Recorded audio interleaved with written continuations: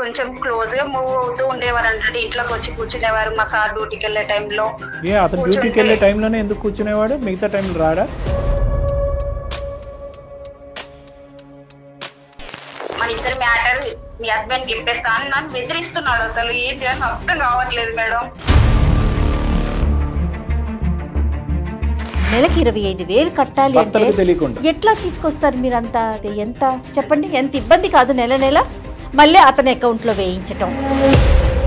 వ్యాపారం కాకుండా ఇంకా ఏదైనా మేము వినకూడదు ఏమైనా ఉందా? లేదు లేదు సార్, కానీ అట్లా క్రియేట్ చేస్తున్నాడు నా పైన. నేను వాళ్ళకి ఆన్సర్ ఎలా చెప్పాలి చెప్పు? అవన్నీ చెప్పగానే ఆంటీ నాకు ముందు ఇట్లా సతాయించినావు అనుకో ఫోన్లు చేసి ఊకే మీ ఆయనకు చెప్తాం మనది మొత్తం, మన స్టార్టింగ్ నుంచి ఏం జరిగిందో అంతా చెప్తా. తరుణ్ నేను నార్మల్ గానే చార్జ్ చేస్తున్నాను, దాన్ని వంక పెట్టుకొని ఇప్పుడు బ్లాక్ మెయిల్ చెయ్యొద్దు తరుణ్. నీ ఇష్టం వచ్చినట్టు చేసుకో, నువ్వు ఏమన్నా చేసుకో, నాకు సంబంధం లేదు. నన్నే ఇన్వాల్వ్ చేసి మీరే స్టార్ట్ చేసి ఇదంతా అని చెప్పి మొత్తం చెప్తాం మీ ఆయనకి. మీకు ఇప్పుడు ఎవరు చెప్పిర్రో ఆమెనే సాల్వ్ చేస్తారు సార్. ఎలా సాల్వ్ చేస్తారు? అడగండి మనం. ఏంటి వేషాలుగా ఉందా ఏమి?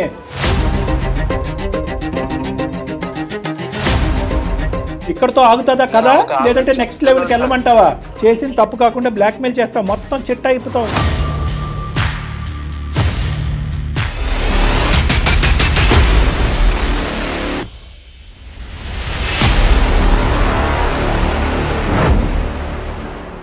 వెరికోస్ వ్యాధితో బాధపడుతున్నారంట. తక్కువ ఖర్చుతో ట్రీట్మెంట్ కావాలి అనుకుంటే ఎవిస్ హాస్పిటల్ని సంప్రదించండి. ఎవిస్ హాస్పిటల్ సమర్పించు అందమైన జీవితం కార్యక్రమానికి స్వాగతం. నమస్తే కళ్యాణ్ గారు. కళ్యాణ్ గారు, ఏదైనా ఒక పని చేసేటప్పుడు ఫ్యామిలీ మెంబర్స్తో మాత్రం డిస్కస్ చేయాలి, సంప్రదించాలి ఖచ్చితంగా. ఇలా చేయకపోవడంతో ఎన్ని ఇబ్బందులు చూస్తూ ఉంటామోనండి. అలాంటి ఇష్యూనే మన దాకా వచ్చిందండి. శైలజమ్మని ఒక ఆవిడ మనకి మెయిల్ చేశారు, ఒకసారి ఫోన్ చేస్తాను. తప్పకుండా చేయండి మేడం.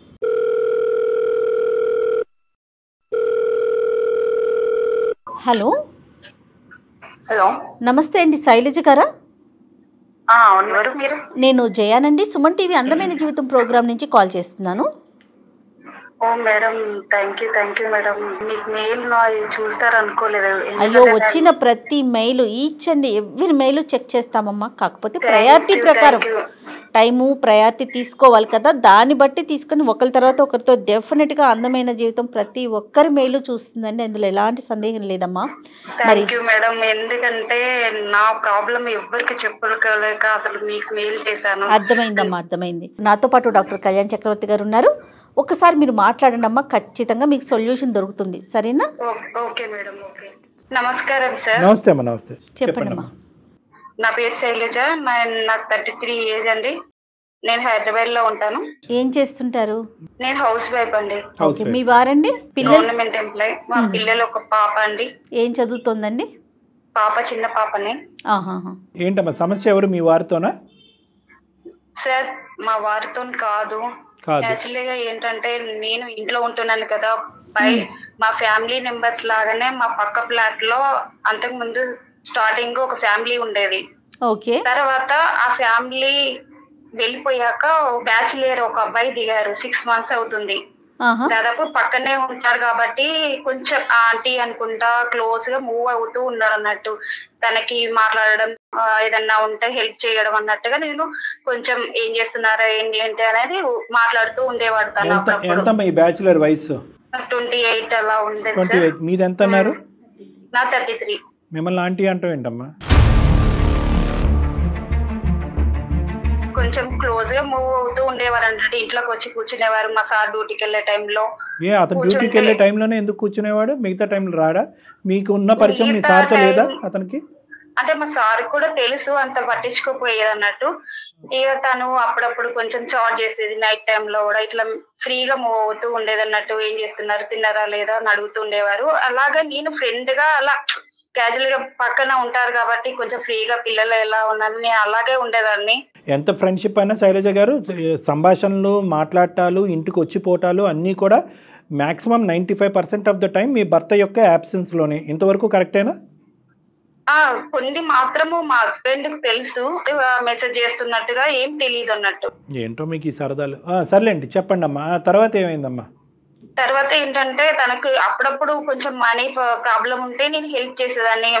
అని ఇలా కొంచెం ప్రాబ్లం ఉంది, ఒక 2000 వేయరా, ఒక 5000 వేయరా అంటే నేను ఎట్లా అని నేను కూడా అడ్జస్ట్ చేసిన. అసలు అతను తను ఏం వర్క్ చేస్తారని తెలియదు కానీ నార్మల్ గా ప్రైవేట్ గా వర్క్ చేస్తూ ఉంటాడు. ఇంట్లో ఎక్కువ శాతం స్పెండ్ చేసేవాడు అన్నట్టు. ఇంట్లోనే ఉంటాడు.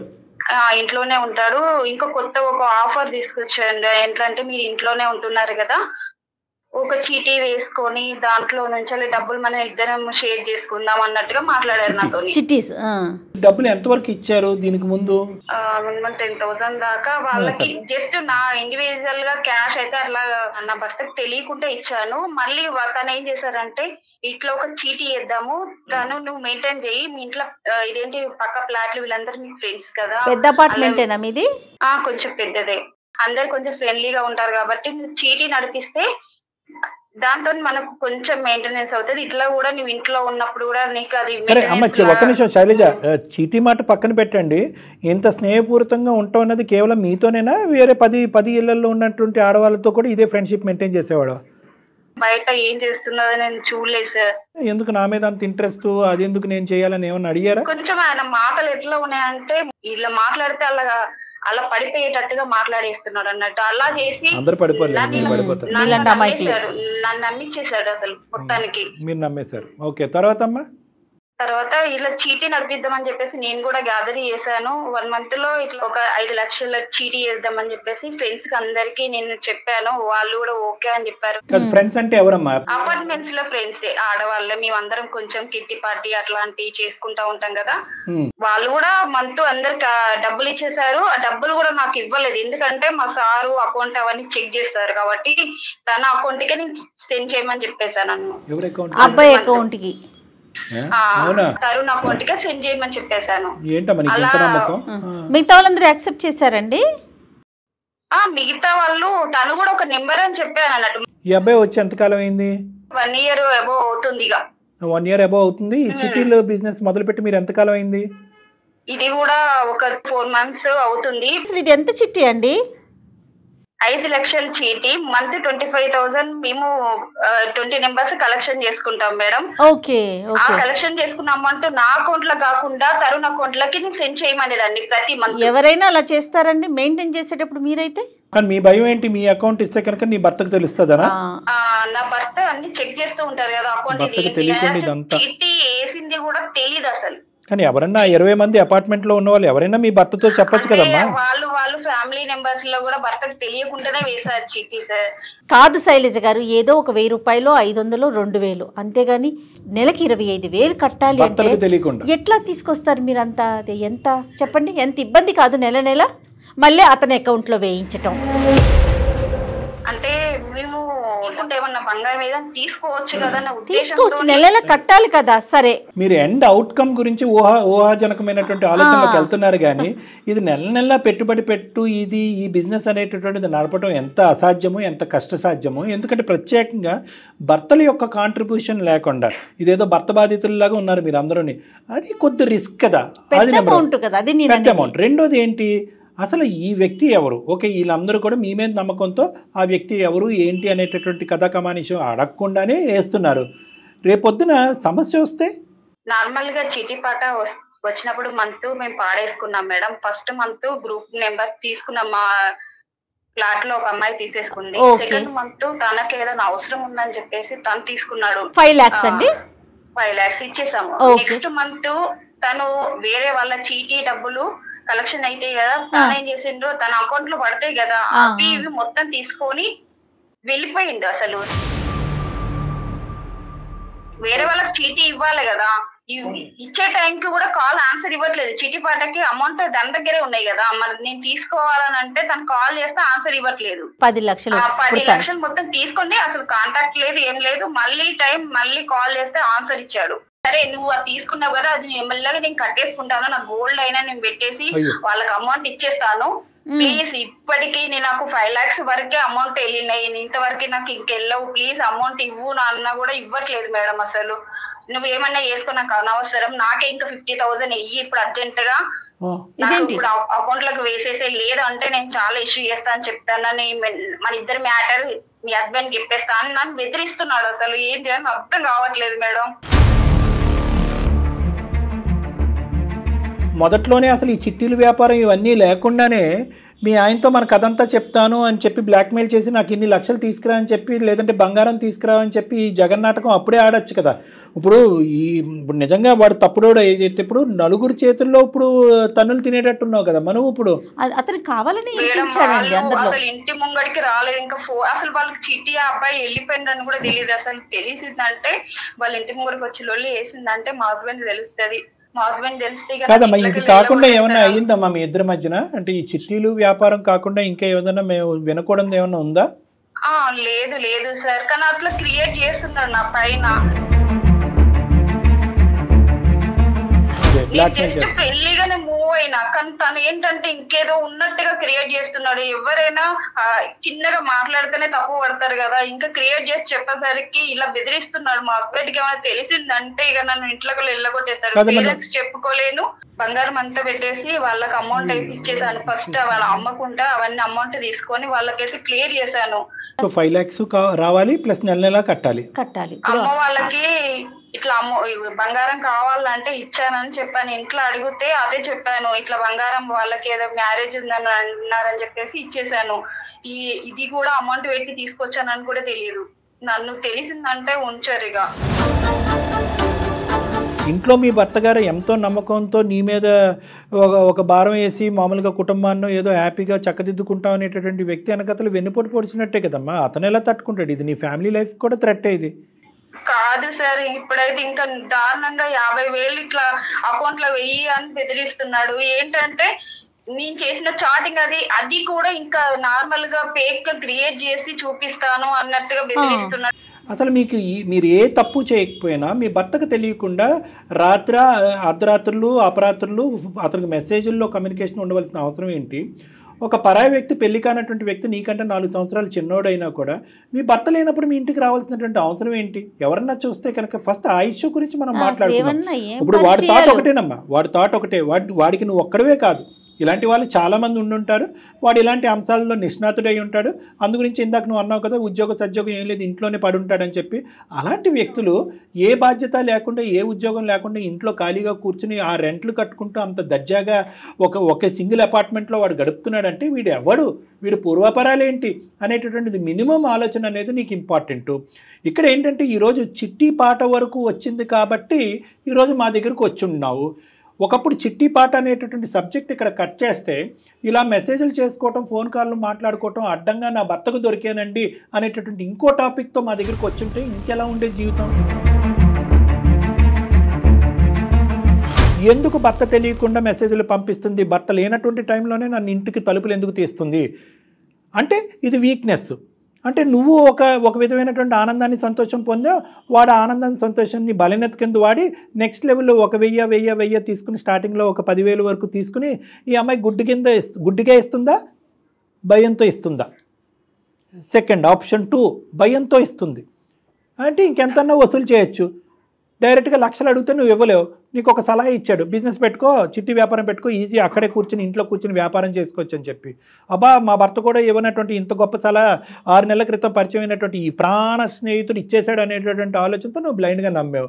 ఇప్పుడు ఆడు నీకు కుర్చీ టోపీ పెట్టాడు. ఎలా తెలుస్తుంది సార్, ఎలా నమ్మాలి అంటే అనుమానంతోనే ఉండాలి. ఇది కలికాలం. ఎవడు ఎక్కడి నుంచి ఎటువంటి గొంతలు తవ్వుతున్నాడు అనేది మనకు తెలుసు, నెంబర్ 1. లేదా నెంబర్ 2, ఏదన్నా ఇలాంటిది ఉంటే కనుక నీ కామన్ ఫ్రెండ్, నీకు జిగిరి దోస్త్ అవుతే కనుక ఆ జిగిరి దోస్తు నీ భర్తకు కూడా జిగిరి దోస్త్ అవ్వాలి. అప్పుడు నీ బుర్ర పనిచేయకపోతే నీ భర్త బుర్ర పనిచేస్తుంది, నువ్వు బ్రేకులు వేయకపోతే నీ భర్త బ్రేకులు వేస్తాడు. అదే కదా మేము అందరికీ మొత్తుకుంటున్నాం. అయినా సరే ఇప్పుడు మమ్మల్ని ఏం చేయమని చెప్పి ముందుకు వస్తున్నావు? సార్ నా ప్రాబ్లం సాల్వ్ చేయండి సార్, ఎందుకంటే నేను చేసింది అక్కడ తప్పు అనేది నాకు తెలుసు. వాడికి ఇంకో జాబు లేదు, ఇంకో బిజినెస్ లేదు. మీలాంటి వాళ్ళని టోపీలు పెట్టడం, డబ్బులు వసూలు చేయటం, డబ్బులు కాజేయటం, వేరే అపార్ట్మెంట్ లోకి జంప్ అయిపోవటం. మీ వీక్నెస్ లో భర్తలకు తెలియకుండా మీరు వ్యాపారాలు నడిపిస్తూ ఉంటారు కదా, మీ కర్మ కొద్దీ మీరు ఎవరితోని మాట్లాడలేరు. ఇలాంటి వాడి జీవిత ప్రయాణంలో 28 సంవత్సరాల్లో వాడికి ఎంతో మంది ఉండే ఉంటారు. సో కాబట్టి ఏంటంటే వాడు ఎక్కడా కూడా నీకు తప్పుగా మెసేజ్ పెట్టు, ఎందుకంటే తప్పుగా మెసేజ్ నువ్వు పెట్టినా అతను పెట్టినా కూడా అది వాడి ఇంటెన్షన్ కాదు. సో ఇదొక టైప్ ఆఫ్ రాబరీ, ఇదో టైప్ ఆఫ్ దొంగతనం. అంతే. నా ఇష్యూ సాల్వ్ చేయండి, నా ఇష్యూ సాల్వ్ చేయండి అనేది మాట కాదు ఇక్కడ. నీతో పాటు మొత్తం 20 మంది బాధితులే. ఎవరైతే నీ వల్ల ఇక్కడ చూడండి, ఇక్కడ నా చేతులు ఒకటే కాలనీ, నా చేతులు ఒకటే కాలనీ కాదు, తెలియనటువంటి వ్యక్తులు చాలా మంది చేతులు కాలనీ. ఇక్కడ వాళ్ళందరికీ ఇక్కడ సొల్యూషన్ లేదు. ఒకప్పుడు వాళ్ళకి ఇది నిజంగా ఈ అంశం తెలిస్తే కనుక నీ పరిస్థితి కాదు, వాళ్ళ భర్తల చేతిలో వాళ్ళ పరిస్థితి ఏంటి అనేది. సో చాలా కుటుంబాలకు సంబంధించినటువంటి ఒక అంశాన్ని ఈరోజు మా ముందు పెట్టావు. ఈరోజు ఇంతకుముందు మేము చేసినటువంటి చాలా కథల్లో కేవలం ఆ వ్యక్తి, ఆ భర్త, ఆ పిల్లలకు సంబంధించినటువంటి అంశం. ఇక్కడ 20 కుటుంబాలకు సంబంధించినటువంటి జీవన మరణ సమస్య ఈరోజు మా ఎదుర్కొంటా. మధ్యతరగతి కుటుంబాలు, వీళ్ళేమి లక్షల్లో ములిగి లక్షలతో తేలాడే బ్యాచ్ కాదు. సో అందరి జీవితాలు రిస్క్ ఉన్నాయి. ఇది అర్జెంట్ గా రిజాల్వ్ చేయాలి, లేదంటే పోలీస్ కంప్లైంట్ పెట్టాలి. పోలీస్ కంప్లైంట్ దాకా వెళ్ళిందంటే ఇష్యూ అయిపోతుంది సార్. ఇష్యూ అవ్వకూడదు, సమస్య పరిష్కారం కావాలంటే ఇది కేవలం నీ జీవితానికి సంబంధించింది కాదు. ఇష్యూ అయినా ఇష్యూ అవ్వకపోయినా ఇక్కడ వరకు వచ్చేటప్పటికి ఇది కొంతమంది జీవితాలు కాపాడేటటువంటి ప్రయత్నంలో శైలజకి ముళ్ళు గుచ్చుకోకుండా ముడి విప్పేసేయండి, సాల్వ్ చేసేయండి అంటే మేమేం దేవుళ్ళు కాదు, దేవతలం కాదు. సో కాబట్టి ఏంటంటే మ్యాక్సిమం సానుకూలంగానే చేసే ప్రయత్నం చేద్దాం. కానీ వర్స్ట్ కమ్ సినారియో కేవలం you want to save your skin, నా స్కిన్ నేను కాపాడుకుంటాను, మిగతా వాళ్ళు ఎలా పోయినా పట్టినా అంటే ఆ పరిధిలోంచి నువ్వు దాటి అలా అడిగేటటువంటి హక్కు నీకు లేదు. ఎందుకంటే మిగతా వాళ్ళు మొగుళ్ళ చేతుల్లో చావు దెబ్బలు తినమనా? కాదు సార్, నేను కూడా అదే ఉద్దేశిస్తున్నాను. ఎందుకంటే ఆ 20 మందికి హస్బెండ్ కి తెలిస్తే వాళ్ళ పరిస్థితి ఏంది, రేపు నా పరిస్థితి ఏంది ఆలోచించుకుంటున్నా సార్. అందుకే తనని it all depends upon the criminality of this guys mind. వాడి క్రిమినల్ మెంటాలిటీ ఏ స్థాయిలో ఉంది అనే దాన్ని బట్టి నీ జీవిత కళ్యాణ్ గారు, ఇప్పుడు మన ముగ్గురు మధ్య అని మీరు అంటున్నారు కదా, నాకేమనిపిస్తా ఉందంటే ఇప్పుడు అలాంటి వాడిని వదిలేసామనుకోండి, ఇంకొక అపార్ట్మెంట్ చూస్తాడు, ఇంకొక అపార్ట్మెంట్. సామాజిక బాధ్యత కూడా ఉంది కదా, సామాజిక బాధ్యత మన మీద ఉంది కదా. 2 విధాలుగా చేయొచ్చు. ఫస్ట్ మన డబ్బులు మనం వసూలు చేసుకునేటటువంటి ప్రయత్నంతో మూడో కంటికి తెలియకుండా కేవలం అందమైన జీవితం with Shailaja and that fellow అనేటువంటి డీల్ చేసి తర్వాత వాడి తాట ఎలా తీయాలి, ఎటువంటి కంప్లైంట్లు ఇవ్వాలనేది నెక్స్ట్ లెవెల్లో చూద్దాం. ఓకేనా? Okay sir. ఫస్ట్ తనకి కాల్ చేశానా, తనని ఏ విధంగా అమౌంట్ ఇస్తాను, అసలు మీరు వినండి సార్, తను ఏ విధంగా మాట్లాడుతున్నాడో ఒకసారి వినండి, అసలు ఆయన రెస్పాన్స్ ఎలా ఉందని చూడండి సార్. నా పరిస్థితి మీకు అర్థమవుతుంది. వాడి పేరేంటమ్మా? తరుణ్ అండ్ శైలజ. ఓకేనా? ఒకసారి కలుపు ఫోను. మేము ఉన్నామని తెలియకుండా జస్ట్ ఒకసారి మాట్లాడమ్మా, అసలు వాడు ఏమేమి మాటలు వాడి నోట్లోంచి బయటకు వస్తాయి విందాం. Okay sir. The person you are speaking with has put your call on hold. Please stay on the line. Hello Tarun. Hello Tarun చెప్పు. హలో, కాల్ ఆన్సర్ ఇయ్యవేంటి అసలు? చెప్పు. హలో, అమౌంట్ తీసుకొని ఇంత కూల్ మాట్లాడుతున్నావు? ఇప్పుడు ఏమైనా చెప్పినా కదా, నీకు అన్ని చెప్పినా కదా. నా అమౌంట్ తీసుకొని ఇప్పుడు నాకు ఇంట్లో తెలిస్తే ఎంత ప్రాబ్లం అవుతుంది తెలుసు కదా నీకు. నా దగ్గర ఇప్పుడు అమౌంట్ ఇవ్వని చెప్పినా కదా. నువ్వు అట్లా చెప్పేస్తే ఎట్లా చెప్పు? ఇక్కడ ఉన్నావు, డబ్బులు తీసుకొని ఇక్కడే ఉండాలి కదా, ఎందుకు వెళ్ళిపోయావు నువ్వు? వెళ్ళిపోవడం అంటే నాకు కొన్ని ఇబ్బందులు ఉన్నాయని మీకు చెప్పినా కదా. ఇబ్బంది ఉంటే అమౌంట్ నాకు ఇచ్చేసేయి, మరి అమౌంట్ ఇచ్చేసి ఎక్కడికైనా వెళ్ళిపో. 20 మంది అమౌంట్ నువ్వు తీసుకొని వెళ్ళిపోయావు అంటే నేను వాళ్ళకి ఆన్సర్ ఎలా చెప్పాలి చెప్పు? ఏదన్నా ఒకటి చెప్పు. చిట్టి వేసేటప్పుడు అట్లానే చెప్పినావు కదా వాళ్ళకి ముందే, అట్లానే ఇప్పుడు కూడా ఏదో ఒకటి మేనేజ్ చెయ్యి. ఈజీగా మాట్లాడకు తరుణ్, నాకున్న ప్రాబ్లమ్స్ మా సార్కు తెలిస్తే నన్ను అయితే ఉంచరు కూడా. అసలు అవన్నీ చెప్పగానే ఆంటీ నాకు ముందు ప్లీజ్ నా అమౌంట్ నాకు ఇచ్చేసే. నా బుద్ధి తక్కువ, నేను నమ్మాను, నీకు ఇచ్చాను, నా అమౌంట్ నాకు ఇచ్చేసాయి ప్లీజ్. నేను చెప్పేది ఆంటీ, ఫస్ట్ ఇట్లా సతాయించినావు అనుకో ఫోన్లు చేసి ఊకే మీ ఆయనకు చెప్తాం. మనది మొత్తం స్టార్టింగ్ నుంచి ఏం జరిగిందో అంతా చెప్తా. తరుణ్, నేను నార్మల్ గానే చార్జ్ చేస్తున్నాను, దాన్ని వంక పెట్టుకొని ఇప్పుడు బ్లాక్ మెయిల్ చెయ్యొద్దు తరుణ్. నేను నీతో ఫ్రెండ్లీగా మూవ్ అయినందుకే నీకు చాలా హెల్ప్ చేసిన. అడిగినప్పుడల్లా నాకు ఇలా లేదు అని ఇలా లేదు అని అంటే నీకు చాలా మందికి హెల్ప్ చేసిన. అది కూడా నీ కృతజ్ఞత లేకుండా మాట్లాడుతున్నావు. ఇప్పుడు నీ ఇష్టం వచ్చినట్టు చేసుకో, నువ్వు ఏమైనా చేసుకో, నాకు సంబంధం లేదు. నువ్వు అలా మాట్లాడకుతారు. నువ్వు ఎక్కడ నువ్వు చెప్పు కొంచెం. నీకు చెప్పాల్సిన అవసరం లేదు నాకు. నువ్వు ఇట్లా ఫోన్లు చేసి నాకు సతాయించకు, అర్థమవుతుందా? నా పరిస్థితి ఏంది మరి? నీ పరిస్థితి ఏందని నన్ను అడిగితే నేనేం చేస్తా? మరి నువ్వే తీసుకున్నావు కదా, ఇప్పుడు నువ్వే తీసుకున్నావు కదా నా పరిస్థితి. మరి నువ్వు నీ వల్లనే కదా నాకు ఈ ప్రాబ్లము. నన్నే ఇన్వాల్వ్ చేసి మీరే స్టార్ట్ చేసి ఇదంతా అని చెప్పి మొత్తం చెప్తాం ఆయనకి. సో మన చాటింగ్ కానీ కాదు సార్, నువ్వు ఇది వంక పెట్టుకొని ఇట్లా బ్లాక్ మెయిల్ చేయడం నీకు అసలు న్యాయమేనా చెప్పు ఒక్కసారి. బాబు తరుణ్ హలో తరుణ్, నమస్తే. నా పేరు డాక్టర్ కళ్యాణ్ చక్రవర్తి. నాతో పాటు జయ గారు ఉన్నారు. మేము సుమన్ టీవీ అందమైన జీవితం అనే కార్యక్రమం నుంచి మాట్లాడుతున్నాం. మేము బ్యాక్గ్రౌండ్లో ఇప్పటి వరకు మీరు చెప్పిందంతా విన్నాం. నీలాంటి వ్యక్తితో మేము పర్మిషన్ తీసుకుని మాట్లాడవలసినటువంటి అవసరం లేదు అనేటటువంటి ఉద్దేశంతో నీకు తెలియకుండానే ఆ అమ్మాయికి నీకు ఫోన్ కాల్ కలపమని చెప్పి మీ సంభాషణ అంతా మేము విన్నాం. మీరు అక్రమంగా మొత్తం డబ్బులన్నీ కూడా అందరి దగ్గర నుంచి కాజేశారు అనేటటువంటి అంశం కూడా ఈరోజు ఇక్కడ రికార్డ్ అయ్యి ఉంది. కాబట్టి మేము మీ ద్వారా తెలుసుకోవాల్సింది ఏంటంటే కనుక, ఇప్పుడు ఒప్పేసుకున్నావు కాబట్టి బాబు నాయన తండ్రి అని మాట్లాడవలసినటువంటి అవసరం లేదు. అసలు ఇంత దరిద్రానికి ఎందుకు ఒడిగట్టావు? ఇది ఫస్ట్ టైమా? ఇంతకు ముందు కూడా ఇలాంటి కథలు చాలా నడిచినాయా? సార్ అవన్నీ నేను మీకు చెప్పాల్సిన అవసరం లేదు సార్. నాకు అవసరం ఉంది నాన్న, అవసరం ఉంది. ఇది సామాజిక అంశం. 20 మంది బాధితులు ఉన్నారు. అందులో ఒక బాధితురాలు ఇక్కడ లైవ్లో మీరు లెక్క తేలుస్తారని, నన్ను సూసైడ్ చేసుకుని చనిపోమంటారని, నాకు చావురేవో అనేటటువంటి విధంగా ఆ అమ్మాయి మాట్లాడుతుంది. వీళ్ళందరి జీవితాలు కాపాడవలసినటువంటి అవసరం మాకుంది. కాబట్టి ఇది ఒక సామాజిక బాధ్యత. అడిగే ప్రశ్నించేటటువంటి హక్కు మా మీద ఉంది, అధికారం మాకు. ఎవరు చెప్పారు సార్? మీకు ఇప్పుడు ఎవరు చెప్పారో ఆమెనే సాల్వ్ చేస్తారు సార్. ఎలా సాల్వ్ చేస్తారు? ఏంటి వేషాలుగా ఉందా ఏమి?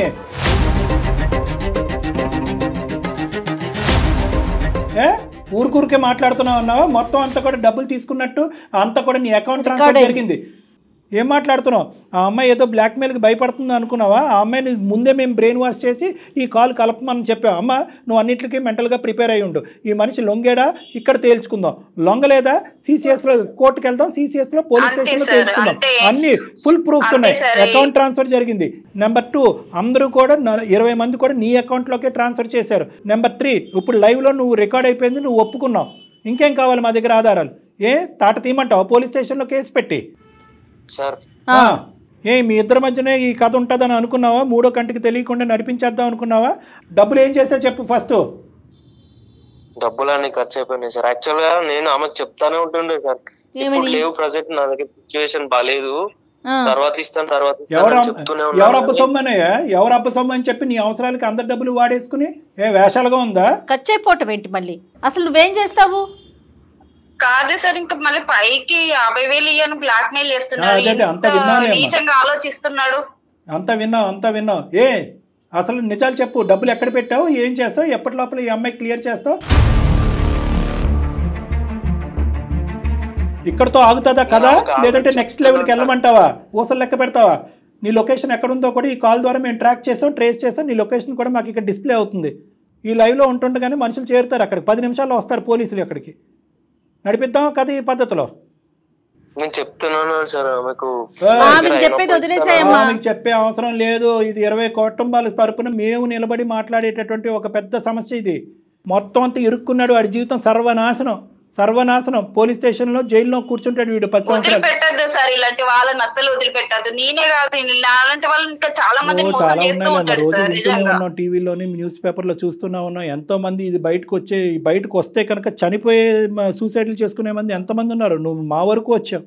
నాకు నువ్వు డబ్బులు కంపల్సరీ ఎప్పుడో కాదు, ఇప్పుడే నాకు సెండ్ చెయ్యి. నువ్వు ఎక్కడి నుంచి తీసుకొస్తావో నాకు అనవసరం. ఇప్పుడు నన్ను బ్లాక్ మెయిల్ చేసావు, నువ్వు నాకు ఇప్పుడే ఇమ్మీడియట్ గా సెండ్ చెయ్యి. ఆ అమ్మాయి దేనికన్నా రెడీగానే ఉంది. నువ్వు ఆ అమ్మాయి వాళ్ళ హస్బెండ్ కి ఏదో చెప్తాను కదా, చెప్పుకో. ఆ అమ్మాయి తరపున మేము అందరం నిలబడి ఇది మొత్తం క్లియర్ కట్ గా అతనికి అర్థమయ్యే విధంగా ఎక్స్ప్లెయిన్ చేస్తాం మేము. ఆ అమ్మాయి ఎలా ఇరుక్కుందో అనేది. సార్ ఈమెకు కూడా ఏం ఇంటెన్షన్ లేకపోతే నాతో ఎందుకు అట్లా క్లోజ్ గా మాట్లాడదు? గుడ్ ఏం కాదు. ఆ అమ్మాయి బుద్ధి గడ్డి తిని నీతో పాటు చాటింగ్ చేసింది. ఆ చాటింగ్ తప్ప ఇంకో వ్యవహారం ఏమీ లేదు. ఆ చాటింగ్ నువ్వు ఎంత మార్పు చేసి ఏమన్నా చేసుకోరా భయ్, నువ్వు ఏమన్నా చేసుకో. అది కాదు సార్, నువ్వేమన్నా చేసుకో, కానీ ఇప్పుడైతే నాకు అమౌంట్ ఇచ్చేసాయి. ఇప్పటికైతే తప్పించుకున్నావు, ఇన్ని మాటలు చెప్పినావు, నాకు అవన్నీ వద్దు. బ్లాక్మెయిల్ చేస్తావా? చేసిన తప్పు కాకుండా బ్లాక్మెయిల్ చేస్తావు, మొత్తం చిట్ట అయిపోతావు. ఎన్ని కుటుంబాలను నాశనం చేసావు, ఎన్ని అపార్ట్మెంట్లు మోసం చేసావు, ఎన్ని హౌసులు జంప్ చేసావు, మొత్తం అంతా లిస్టు తొందరలోనే మా ముందు ఉండబోతుంది. నీ పేరు నీ నెంబర్ బట్టి మొత్తం అంతా ట్రాక్ చేస్తున్నావు ఈ అంశాన్ని అంతా కూడా. ఇప్పుడు ప్రస్తుతానికి ఈ కేసు వరకు మేము నీ మీద ఎటువంటి యాక్షన్ తీసుకోకుండా ఉండాలి అని అంటే కనుక ఇప్పుడు లైవ్లో మేము ఉండగానే ఆ అమ్మాయికి ఇమీడియట్గా నువ్వు అకౌంట్ ట్రాన్స్ఫర్ కొడుతున్నావు, మేము వెయిట్ చేస్తున్నాం. Your time counts now, your time starts now. లేవు గివ్ ఏమీ కాదు, your time starts now. Tarun, విన్నావు కదా డాక్టర్ గారు చెప్పింది, ఏం చేస్తున్నావు? స్టార్ట్ చేసావా? అకౌంట్ నెంబర్ ఉండే ఉంటుంది నీ దగ్గర. కరెక్ట్ గా 7 minutes ఇస్తున్నావు. Your time starts now. ఎంత ట్రాన్స్ఫర్ చేయబోతున్నావు? 5 lakhs చేయాల్సిందే సార్. నేను ఒక 10 minutes నాకు టైం ఇవ్వండి సార్, నేను ఎక్కడైనా అరేంజ్ చేసుకుంటా. ఫస్ట్ అయితే ఒక 3 lakhs వరకు అట్లా నేను అరేంజ్ చేస్తాను. ఇప్పుడు ఎవరినన్నా అడిగి నా దగ్గర ఒక 2 lakhs ఉంది సార్, ఒక 1 lakh అరేంజ్ చేసుకొని మొత్తం 3 lakhs ఇస్తాను. ఇప్పుడు రైట్, మిగతా 2 lakhs ఎప్పుడు ఇస్తావు? సో కొంచెం టైం పడుతుంది. కొంచెం టైం అంటే ఆ టైం ఎంత? కొంచెం క్లారిటీ కావాల్సిందే. ఒక 2-3 months పడుతుంది మేడం. 2 months ఓన్లీ, 3 లేదు. ఇప్పుడు 10 నిమిషాల్లో నువ్వు 3 లక్షలు అమ్మాయి అకౌంట్ లో వేయాలి. విత్ ఇన్ 2 months లో ఇంకొక 2 lakhs అమ్మాయి అకౌంట్ లో వేయాలి. దానికి ఓకేనా? ఓకే మేడం, కాకపోతే ఇది ఇక్కడతోనే క్లోజ్ చేయండి మేడం. అది క్లోజ్ చేసే విషయం మాట్లాడదాం, ముందు నువ్వు వెయ్యు. తమ్ముడు ఒక్క నిమిషం, మేము క్లోజ్ చేయాలా సాగదీయాలా అనేటటువంటిది మమ్మల్ని బ్లాక్మెయిల్ చేయొద్దు. ఇప్పుడు ఓకే, ఇక్కడ ఒక బాధితురాలు ఇక్కడ మాట్లాడుతుంది కాబట్టి ఈ ఇష్యూని ఇక్కడ వరకు క్లోజ్ చేద్దాం. తర్వాత సంగతి తర్వాత మాట్లాడదాం. మనం వేరే చోట ఫోన్ కలుపుకుని మనం మాట్లాడదాం. నువ్వెంత చేసావు, ఇప్పుడు వరకు నువ్వేం నడిపించావు అనేది తర్వాత మాట్లాడదాం. ఫస్ట్ 10 minutes ఇంకో 1 lakh ఏర్పాటు చేయి. ఇంకో 1 lakh 2 lakhs తన దగ్గర 2 ఉన్నాయి, మాకు అనవసరం, 3 లక్షలు వేస్తాడు. మాకు అనవసరం. 10 minutes లో నువ్వు 3 lakhs వేస్తున్నావు. మేము వెయిట్ చేస్తాం.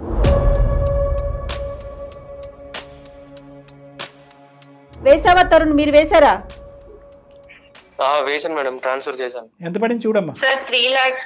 3 lakhs పడింది. గుడ్. ఓకే బాబు, ఇంకా నెక్స్ట్ 2 lakhs. 2 lakhs 2 months మొత్తం ట్రాక్ రికార్డ్ అంతా ఉంటుంది. నువ్వు ఎక్కడ పోతున్నావు, ఏం చేస్తున్నావు, ఎక్కడికి తప్పించుకోలేవు, మొత్తం ఉచ్చులో ఉన్నావు. ఈ 2 lakhs మాత్రం 2 months లోపల పడాలి ఆవిడ అకౌంట్లో. మాట మార్చగద్దని చెప్పండి సార్. ఏం మారుస్తాడమ్మా? ఏమీ మార్చాడు, ఎక్కడికి పోలేడు, మొత్తం ఆధారాలతో చిక్కుపోయాడు మొత్తం. 2 lakhs వేస్తావా 2 months లోపు? రైట్. నెల కట్టేటటువంటి అంశాన్ని మరి లెక్కలా తెలుస్తుంది. నీతో ఇప్పుడు ఏం చేద్దాం అంటావు దానికి? చేసేస్తావు నువ్వు చేసేస్తావు. నమ్మటానికి లేదండి బాబు, అదంతా మిగతా దశల వారీగా కట్టేటటువంటి వాయిదా పద్ధతులు ఇక్కడ కుదరదు. ఒక్క దెబ్బతో క్లియర్ చేయాలి, మొత్తం అంతా క్లియర్ చేసి ఆ అమ్మాయిని బయట వేయాలి. ఎంత టైం పడుతుందో చెప్పు క్లియర్ కట్గా. ఇంకా 7 lakhs ఉంది, నువ్వు ఎలా ఇస్తావు? ఇంకా 7 lakhs, టోటల్ 7 lakhs. అంతే. ఇప్పుడు 3 చేసినాను, ఇంకో 2 months లో 2 lakhs చెప్పినా కదా సార్. 5 lakhs కి టైం పడుతుంది. ఒకవేళ ఇంకొక 2 months టైం ఇవ్వండి సార్, మొత్తం 10 lakhs క్లియర్ చేస్తాను. 3 అయిపోయింది కదా, 7 నిన్ను నేనైతే నమ్మట్లేదమ్మా తరుణ్, నిన్ను మేము నమ్మట్లేదు. నీ ఫండ్స్ ఎక్కడికి డైవర్ట్ అవ్వలేదు. దయచేసి విను తరుణ్, ఇందాకటి నుంచి ఫండ్స్ ఎక్కడికి డైవర్ట్ అయినాయి అంటే ఖర్చు అయిపోయినాయి అని అంటున్నావే కానీ ఎలా ఖర్చు అయినాయి, ఎక్కడికి వెళ్ళినా నువ్వు చెప్పట్లేదు. ఫండ్స్ అనేటటువంటి అన్నీ కూడా ఇప్పుడు మేము ఇదే పలంగా ఇక్కడి నుంచి డైరెక్ట్గా CCS పోలీస్ స్టేషన్కి వెళ్ళి వాళ్ళు నీ దగ్గర వసూలు చేసేటటువంటి పద్ధతిలో వసూలు చేయకూడదు అని అనుకుంటే మొత్తం అమౌంట్ ఇప్పుడు కట్టినటువంటి 3 అయిపోయింది, అది అమ్మాయికి చేరిని. మిగతా 7 lakhs నీ దగ్గర ఏముందో చెప్పు, దాన్ని బట్టి మేము ఆలోచిస్తాం. ఇమీడియట్గా క్లియర్ చేయాలి, అది ప్రజల డబ్బు. తప్పదు. 10 lakhs బాగా తిని అనుభవించినప్పుడు లేదా? ఏమేమి ఉన్నాయి నీ దగ్గర చెప్పు, దాన్ని బట్టి మేము ఆలోచిస్తాం. ఇమీడియట్గా పోలీస్ స్టేషన్ వరకు వెళ్ళక ముందే. Come on sir. ఒకటి గోల్డ్ ది బ్రాస్లెట్ లాంటిది, ఇంకొకటి చైన్ ఉంది సార్. అది కావాలంటే మీరు అంటే మేము కావాలంటే కాదు, అది కంపల్సరీ. కొంచెం టైం ఇవ్వండి సార్. అది కరగబెట్టి ఒక బిస్కెట్ తయారు చేస్తాం, బంగారు బిస్కెట్. సో అవి ఎక్కడ చెందాలో అక్కడ చెందాలి కాబట్టి ఇమీడియట్గా అది కూడా మేము జప్తు చేసుకుంటాం. మా మనుషులు వస్తారు, శైలజ గారు కూడా మాతో పాటు వస్తారు. మేము అది మీ దగ్గర వసూలు చేసుకుంటాము. ఆవిడది 2 lakhs మాత్రం దాని ఒక్కదానికి 2 months ఇస్తున్నాము. మిగతా 7 lakhs ఇమీడియట్గా క్లియర్ అయిపోయినట్టే. అంతే కదా మేడం? ఈవిడికి రావాల్సిన 3 lakhs వచ్చేసింది. ఆ బంగారు 5 lakhs త్రూ గోల్డ్. అంతే. రైట్, ఓకేనా? Okay sir. Okay sir. అమ్మా ఎక్కడికి పోడమ్మా, డోంట్ వరీ. ఆ 5 lakhs వర్త్ ఇప్పుడు గోల్డ్ ఇస్తాడు, రిమైనింగ్ 2 lakhs ఒక 2 months టైం ఇచ్చాం. ఆ 2 months కూడా ఎక్కువే అతనికి. ఇంకా వాళ్ళ భర్తకు తెలియదు, వీళ్ళ భర్తకు తెలియనటువంటి అంశం ఏమీ లేదు. ఇది మొత్తం అంతా బహిర్గతమే, ఇది totally transparent and open book. వాళ్ళ భర్తతో మేమే ఇప్పుడు కన్వే చేయబోతున్నాం. నువ్వు మొత్తం ఈ 2 lakhs క్లియర్ చేసేంత వరకు మేము మిమ్మల్ని కనిపెడుతూనే ఉంటాం, మా నెట్వర్క్లోనే నువ్వు ఉంటావు. ఇది దాటి నువ్వు బయటికి వెళ్ళి ప్రయత్నం చేస్తే కనుక మా వరకు కేసు సినారియో అనేది ఉండదు, అది టోటల్గా పోలీసులు చూసుకునేటటువంటి అంశం కింద మారిపోతుంది. ఓకేనా? Okay sir. Okay, phone cut చేసాయి. Good bye. అమ్మమ్మ నోటికొచ్చినట్టు మాట్లాడుతున్నారు. మరి బ్లాక్మెయిల్. శైలజ అమ్మ, ఇప్పుడు వరకు నడిచినటువంటిది ఒక ఎత్తు అయితే కనుక నీ భర్తకు తెలియపరచడం అనేటటువంటిది కూడా చాలా ముఖ్యమైనటువంటి అంశం. ఎందుకంటే ఇది ఒక భయంకరమైనటువంటి నగ్న సత్యం. ఇది ఎల్లకాలం అబద్ధం కిందో కప్పిపుచ్చేటటువంటి ప్రయత్నం చేయటం ఇంపాసిబుల్. ఎందుకంటే కనుక వాడు క్లియర్ చేస్తాడనే నమ్మకం ఉంది. వర్స్ట్ కమ్ సినారియో వాడు క్లియర్ చేయకపోతే ఇందాక నేను చెప్పినట్టుగా ఇదే పంచాయతీ పోలీస్ స్టేషన్లో జరుగుతుంది. ఆ తర్వాత మొత్తం అందరికీ తెలుస్తుంది, నీ భర్తకు కూడా తెలుస్తుంది. పోలీసుల ద్వారా తెలిసేదానికంటే మాలాంటి వాళ్ళు ఎవరైనా మీ హస్బెండ్కి అర్థమయ్యే విధంగా చెప్పడం మంచిదని నేను అనుకుంటున్నాను. ఓకేనా? మీ హస్బెండ్కి చెప్పాలి, అతని సపోర్ట్ కూడా తీసుకోవాలి. ఖచ్చితంగా చెప్పే విధంగా అతను చెప్తే కనుక అతని సపోర్ట్ కూడా నీకు ఉంటుంది. ఎటువంటి నెగిటివ్ పరిణామాలు అనేటటువంటి ఉండవు. ఇప్పటికైనా అర్థమైంది కదా, ఏది కూడా ఇందాక మేడం ఓపెనింగ్ స్టేట్మెంట్ చెప్పారు, భర్తకు తెలియకుండా భార్యకి తెలియకుండా, భర్త తల్లిదండ్రులకు తెలియకుండా పిల్లలు ఇలా గోప్యంగా ఉంచుతూ కుటుంబాన్ని నడిపించడం చాలా కష్టసాధ్యం. ఇలాంటి క్లిష్టమైనటువంటి అంశాలు ఏమన్నా ఉంటే కనుక ముందస్తునే ఫ్యామిలీ మెంబర్స్తో మాట్లాడి ఓపెన్గా ఇటువంటి నిర్ణయాలు తీసుకుంటే మంచిది. ఇది నెంబర్ 1. నెంబర్ 2 ఏంటంటే కనుక అనామికులతో తెలియనటువంటి మొహాలతో సంప్రదింపులు, మెసేజ్లు, ఫోన్ కాల్స్, ఆర్థిక లావాదేవీలు ఇలాంటివి అన్నీ చేసుకుంటూ తల ప్రాణం తోక్కి తెచ్చుకోకండి. ఇది నా ద్వారా, అందమైన జీవితం ద్వారా, డాక్టర్ కళ్యాణ్ చక్రవర్తి జయ ద్వారా అందరికీ అందించేటటువంటి ఒక సందేశం. రైట్ అమ్మా? Okay madam, thank you madam, thank you sir. ఓకేనమ్మా, ఆల్ ది బెస్ట్. కానీ ఎంత బ్లండర్ మిస్టేక్స్ కదండి వీళ్ళు చేసేవి కూడా. చూడండి కళ్యాణ్ గారు, ఎంతమంది ఇరుక్కుపోయి కూరుకుపోయినటువంటి వాళ్ళు ఉంటారు. కుటుంబాలు ఇందాక భర్తకు తెలియకుండా నీ అమ్మాయి అన్నా కూడా భార్యాభర్తలు ఇద్దరు కూడా ఇలాంటి చిట్టి అంశాల్లో ఇరుక్కుపోయినటువంటి సందర్భాలు ఎన్నో, సూసైడ్ వరకు వెళ్ళినటువంటి సందర్భాలు ఎన్నో. అవును, మంచి సందేశం ఇచ్చేమన్నట్టుగానే నేను అనుకుంటున్నాను. ఖచ్చితంగా ఈ అబ్బాయిని మాత్రం మన ట్రాక్ లో పెట్టాలి. నెంబర్ 1. నెంబర్ 2, ఇతని ఇంకా చరిత్ర ఏమేమి ఉంది, ఎంతమంది కుటుంబాలను మోసం చేశాడు అనేటటువంటిది కూడా మనం కనిపెట్టాలి. మనం కనిపెట్టలేనటువంటి పక్షంలో మనం CCSకి ఇతని మీద ఏదో జాలి పడిపోయి 2-3 లక్షలు 5 లక్షలు ఇచ్చేసాడు అనేటటువంటిది అతను క్షమించేటటువంటి అంశం కాదు. డెఫినెట్గా కళ్యాణ్ గారు, నమస్తే. వెరికోస్ వ్యాధితో బాధపడుతున్నారంట. తక్కువ ఖర్చుతో ట్రీట్మెంట్ కావాలి అనుకుంటే ఎవిస్ హాస్పిటల్ని సంప్రదించండి.